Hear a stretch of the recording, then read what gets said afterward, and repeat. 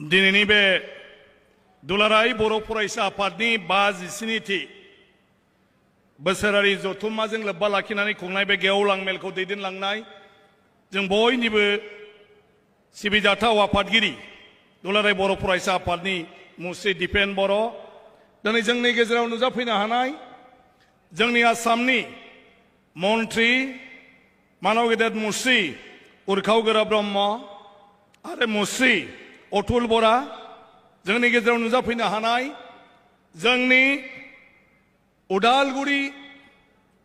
Mangaldai समस्तिनि MP आरो भारतीय जनता पार्टीनि आसाम रायजोनि गाहाय नेहाथारि मुस्रि दिलीप सयकिया जोंनि गेजेराव नुजाथिनो हानाय जों बयनिबो सिबिजाथाव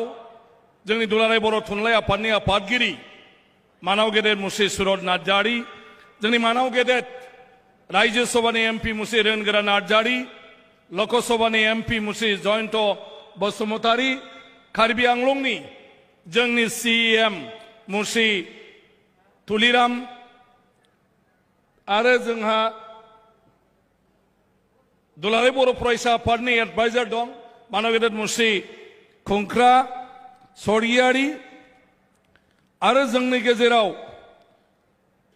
जोंहा गोबां मानव गेदेर एमएलए मानव गेदेर इएम आरो मानव गेदेर एमसिएलए आरो गुबुन गुबुन फसंथाननि मानव गेदेर गागि नोंथांमोन आरो जोंनि सिबिजाथाव आइ आफा रायजो राजा आरो दुलाराय दिनै बेवहाय बे गेवलां मेलाव बाहागो लानो फैनाय आइ आफा रायजो राजा नोंथांमोन जोंहा मानव गेदेर बर' कसारि वेलफेयार अट'नमास काउन्सिलनि सीएम दं मुस्लिम मिनेश्वर बसुमतारी दिनैनि बे जि जथुम्मा बे जथुम्माया बर' हारिनि थाखायल' नङा जोंनि भारतनि गेजेरावनो मोनसे जारिमिनारि जथुम्मा जाय जथुम्मायाव भारतनि नखर मन्थ्रिया गाहाय आलासि महरै नुजाथिगोन आरो दिनै बेवहाय जोंनि हारिनि गांनाय उखैनाय बायदिसिना सोमोन्दै भारत सरकार आसाम सरकार आरो बर'फोरनि गेजेराव बे ओनसोलखौ आवगायलांनाय बे हारि माहारिखौ आवगायलांनायनि बेलायाव जायफोर बाथ्रा आगोलाव सावरायलायदोंमोन बेफोर बाथ्राफोरखौ दिनैहाय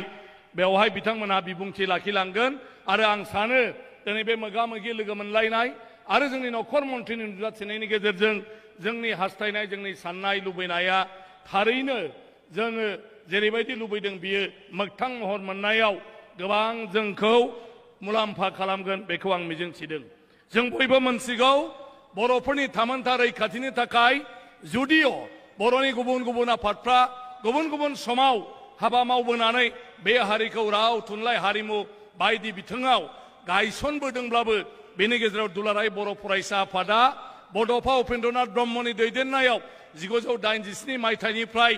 बर'फोरनि थामोनथा रैखाथिनि थाखाय बर' हारिखौ गेरेमसा महरै दानायनि थाखाय जि सोमावसारदों बे सोमावसारनाया बयनिख्रुइबो मख'जाथाव आरो बे सोमावसारनायनि गेजेरजों दिनै बर'फ्रा गावनि आथिङाव गसंथानायजों लोगोसे गासैबो बिथिङावनो हारिखौ जौगाहोनो बा जौगाहोनायनि खामानिफोरखौ मावनायनि दिनै जोङो खाबु मोनदों जों बयबो मोनथिगौ मोनसे समाव बर' हारिनि थासारिया माबायदिमोन जों जुदिअ मोनसे जारिमिनारि हारि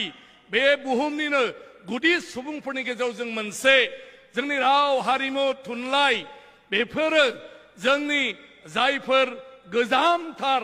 हारि माहारि राव हारिमु बेजों एखे समनि जोंनि राव हारिमुवा नाथाय अब्लाबो जोङो बेखौ फोथांनानै लाखिनाय आरो बेखौ फोसावनाय बेखौ रैखाथि होनाय बेवहाय गोब्राब जादोंमोन जायनि थाखाय आगुनि दैदेनगिरिफ्रा नारा नाथा नाजाबोदोंमोन आरो जोबनायाव बड'फानि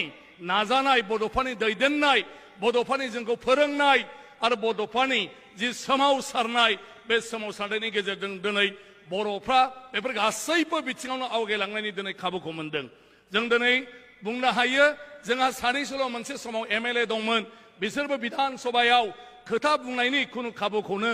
मोनाखैमोन थेवब्लाबो बिसोरनि गेजेरजों जों मिरौ जिरौ सोलिबोदोंमोन नाथाय दिनै बड'लेण्ड टेरिटरियेल काउन्सिल जानायनि उनाव 10थि सिडिउलनि जिथु गोहोनि गेजेरजों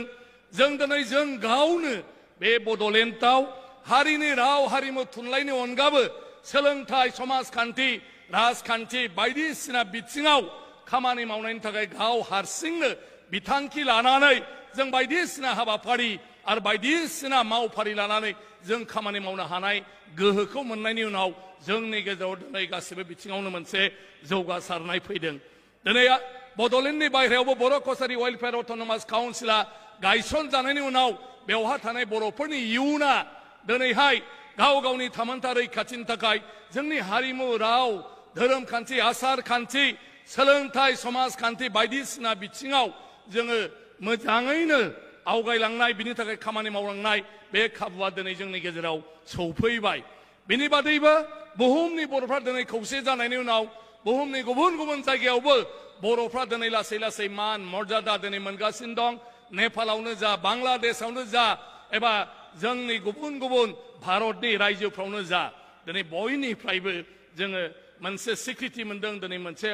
अननाय मोनदों, जों दिनै मोनसे मर्यादा मोनदों, जों दिनै मोनसे गनायथि मोनदों। बे जोबोद गिदिर बाथ्रा। आरो आं सानो फैबाय थानाय समाव साफ्रोम बर'आनो जों जायनि थाखाय जुजिदों हारिनि जि गोनांथिफोरनि बाथ्राखौ जों सानदोंमोन बेखौ मावनायाव मावफुंनायाव जों जुदि साफ्रोमबो गोसो होयो, हारिनि गेजेराव दुलाराय बर' फरायसा आफाद बर' थुनलाइ आफादा जायफोर थांखि लायो बे थांखिखौ जुदि जों गनायनानै मावो अब्ला आं सानो जोंनि गेजेराव जों मोनफ्रोमबो बिथिङाव जाफुंसार जानो हायैनि खुनु बाथ्रा गैया। जे सिबिनां रायजो राजा नोंथांमोन, दिनै जों बयबो मोनथिगौ जे बर'फ्रा बे बड'लेण्डनि सिङाव जों गासै 40था जि डिपार्टमेन्ट बे डिपार्टमेन्टआव गावनि मथे जों पलिसि लानानै खामानि मावहोनो हायो। जेराव सोलोंथाइ आबाद लामा सामा देहा फाहामसालि बेफोरनि सम्पूर्ण गोहोखौ दिनै बड'लेण्डनो होनाय जादों। नाथाय बेखौ मोजाङै मावलांनांगौआ साफ्रोमबो बर' मानसिनि बिबान। जायफ्रा राजखान्थियाव थागोन, जायफ्रा बेफोर गोहोखौ मोनगोन, जायफ्रा अफिसार जागोन, जायफ्रा बेफोरखौ मावनायनि गोहो मोनगोन, बेखौ जोङो मोजाङै सानै हयै मावलांबासो बिनि गेजेरजों जोंनि गोदोनि दैदेनगिरिफोरनि जिथु लुबैनाय हास्थायनाय सिमां बे मोगथाङाव महर मोनगोन। दिनै भारतनि बायदिसिना स्किम प्रग्राम, जोंनि आसामनि बायदिसिना स्किम प्रग्राम, बे प्रग्रामफोरखौ बड'लेण्डनि गेजेराव जोंहा रांखान्थियारि थोंजों बेखौ गोहो गैयाब्लाबो नाथाय बे स्किमफोरखौ जों मावनायनि, बे स्किमफोरखौ डिजाइन खालामनायनि, बे स्किमफोरखौ जों नांगौ रोखोमनि महर होनायनि बे गोहोफोरखौ दिनै मोनजोब्बाय। नाथाय जों बेखौ मावफुंनायनि बेलायाव साफ्रोमबो मानसियानो सांग्रां जानानै मावलांब्लानो जोंनि जिथु साननाय लुबैनाय हास्थायनाय बे एसेब्लाबो मोगथां महर मोनगोन। गतिके दा गासिबो जोंनि गावनि बिबान। मोनसे हारिया दावगालांनांगौब्ला खालि दुलाराय बर' फरायसा आफाद बर' थुनलाइ आफाद आरो गुबुन गुबुन माहारियारि आफादनि सायावल' जों लामा नायबाय थाबा जाया। साफ्रोम बर'आनो गाव हारसिं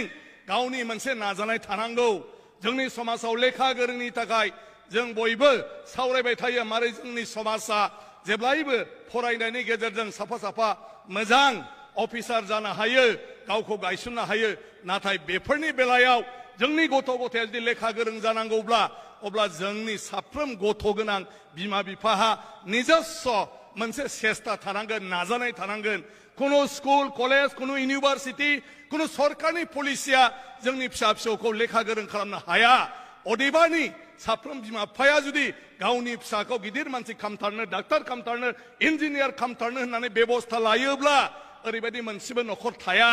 जाय न'खराव जोंनि गथ' गथाया लेखा गोरों जाया। बे खामानिखौ जों गावनो मावनांगोन। दिनैनि दिनाव दावगाखांनायनि थाखाय बेफार बानिज्य बेफोरखौबो जों गावनो मावनांगोन, गावनो नाजानांगोन। अब्लासो मोनसे हारिया मोनफ्रोमबो बिथिङाव दावगालांनो हागोन। गोबां जोंहा बुंथिगिरि दं, आं आरो गुबुन बाथ्रा बुंनो सानाखै। आरो बेबायदि मोनसे सिन्थानि गेजेरजों थांबाय थायोब्ला जोङो हारिखौ जेरै लुबैदों हास्थायदों बेबायदि दानानै लानो हागोन। শ্রদ্ধা রাইস মই দীঘলীয়া বক্তব্য রাখিব খোজা নাই। বড় ভাষাতে কলো নিখিল বড় ছাত্র কণ্ঠাৰ কিছুমান কথা, বড় জাতিৰ কিছুমান কথা যে আজি অন্তত আগৰ দিনৰ নিচিনা নহয়। আজি বিটিচি অঞ্চল গোটেই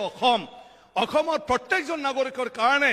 আজি চৰকাৰে শিক্ষা দীক্ষাৰ পৰা আৰম্ভ কৰি আমাৰ দৈনন্দিন জীৱনত চলি যাবৰ কাৰণে বিভিন্ন আঁচনি, বিভিন্ন প্ৰগ্ৰাম, বিভিন্ন কাৰ্যসূচী লৈছে। এইবিলাকত যদি আমি ভালদৰে আগভাগ লৈ নিজে যদি লাগি যাওঁ তেতিয়াহে আমি সব দিশত আগবাঢ়ি যাব পাৰোঁ। বিটিচিৰ মানুহবিলাকৰ কাৰণে বিটিচিৰ দ্বাৰা বিটিচিৰ 40টা বিভাগ দি এই 40টা বিভাগত পৰিকল্পনাকে আৰম্ভ কৰি তাত বিভিন্ন আঁচনি তৈয়াৰ কৰা, এইটো ৰূপায়ণ কৰা, তাৰ কাৰণে পুঁজি আবণ্টন কৰা ক্ষমতা কৰ্তৃত্ব বিটিচিৰ মানুহক প্ৰদান কৰিছে। কিন্তু সেইবোৰ চৰকাৰে সাংবিধানিকভাৱে প্ৰদান কৰিলে মাত্ৰ নহব, এইটো ভালদৰে ধুনীয়াকৈ আমি কেনেকৈ কৰিব পাৰো তাৰ কাৰণে চিন্তা চৰ্চা আমি কাম কৰি যাব লাগিব। তেতিয়াহে আমাৰ আন্দোলন, আমাৰ যিটো আশা আকাংক্ষা এয়া বাস্তৱত পূৰণ হ'ব। আশা কৰিছো আহি থকা দিনটোত আমাৰ বৰ্তমান আমাৰ নতুন নেতাই এইখিনি কাম ধুনীয়াকৈ কৰি যাব পাৰিব। মই আশা কৰিছো আজি অমিত শ্বাহ ডাঙৰীয়া আমাৰ মাজত আহি এই অঞ্চলৰ বিভিন্ন যিবোৰ কথা তেখেতৰ আগত ৰাখি আহিছে, আজি ইয়াত নিশ্চয়কৈ আমাক আশ্বাস প্ৰদান কৰিব আৰু তেখেতে আজি বাস্তৱিকভাৱে আমাক সবকে ইয়াত দেখা পোৱাৰ পিছত নিশ্চয় এই অঞ্চলৰ সমস্যাবিলাক সমাধান কৰাৰ ক্ষেত্ৰত প্ৰাধান্য দিব। গতিকে আমাৰ সবৰে ভাল হওক তাকে মই কামনা কৰিছো। जब नेवटे বইবে স্লোগান জয় বড়ো হারিনে, জয় বড়ো হারিনে, জয় বড়ো হারিনে, ভরসা ভরসা ভরসা, জয় ভারত বিমানী, জয় ভারত বিমানী, জয় ভারত বিমানী। गोजोन्थों।